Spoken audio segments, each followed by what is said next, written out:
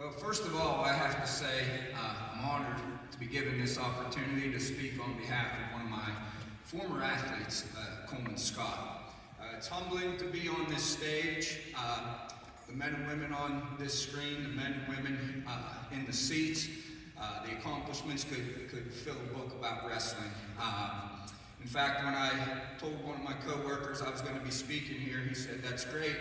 When you get back, let me know how it is to be one of the worst wrestlers in the room."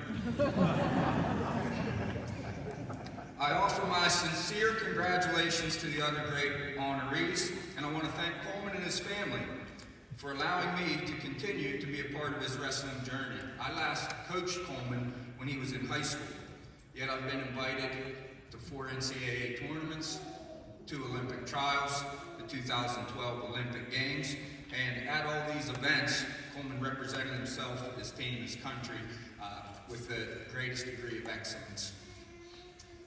However, every champion has setbacks on their way to the top. And I'm reminded of a time when Coleman, a young freshman, we were wrestling at the Ironman tournament at Walsh Jesuit, and Coleman was paired up against a senior who was already committed to a large Division I college. And at the end of 2 periods, it was not going well for Coleman. But it was his choice. He looked to the side. I said, neutral, bottom, top. I said, Coleman, that's all there is. I'll cycle back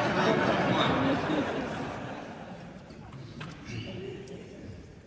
We also went to the Beast of the East tournament. We used to do the trifecta. I don't recommend it. We would do Ironman, Beast, and Powerade. That's a tough couple of weeks. But the Beast of the East, I kind of saw a little bit of Coleman's prankster side. See, I had a thing I would do to kind of lighten the mood with my athletes. When we would travel, I would sneak into their bags and maybe remove 1 wrestling shoe. Then I'd say, okay guys, after weigh-ins, time to get dressed, we got to warm up. And I'd sit back and watch the guy look in the bag, look around, look in the bag, look around. Well, I never did that to Coleman, but when we got to the Beast of the East, it was a 3-day trip. I got back to the hotel and somehow I had failed to pack socks and underwear for a 3-day trip. Called my wife, hey, did I really not pack socks and underwear? Well, word started getting around, hey, coach, you might want to go check Coleman and his roommate. They might have had something to do with it. So I go to their hotel room and there they are in bed with pizza boxes on their chest eating. And I said, where's my socks and underwear? They said, nothing. So I grabbed the bottom of this double bed and picked it up off the floor and started shaking it. And they said, they're in the ceiling, they're in the ceiling. Sure enough, they had stood on the bed, removed the ceiling tile, and put my socks and underwear in there. Now I was kind of mad, but I got over it when Coleman won the Beast of the East the next day. And the way he won it was kind of a signature trademark move that he kind of invented. One of those moves you can't teach in the wrestling room. He was down 2-1, 3rd period, on bottom, struggling to get out. Coleman goes short sit, starts churning his feet like a jackrabbit, reaches for the head, hip heist 2-2, wins the Beast of the East. About 3 months later, he's in the state finals. 3rd period, trailing, on bottom. And maybe 10 seconds, 15, I can't recall. But Coleman goes short sit, and he was facing our corner, and he goes short sit, and he kind of made eye contact with me, and I said to my assistant, we got this.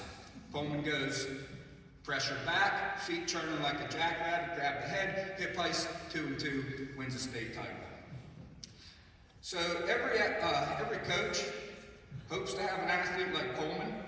Every coach knows that watching a wrestler continue to achieve and succeed at every level is more rewarding than any trophy we bring back and put in a trophy case. This is why we continue to coach the sport that we love. So to you, Coleman, congratulations on being so recognized for your accomplishments that your name and face are forever to be enshrined in the greatest Hall of Fame that our sport has. You truly deserve to be among the greatest wrestlers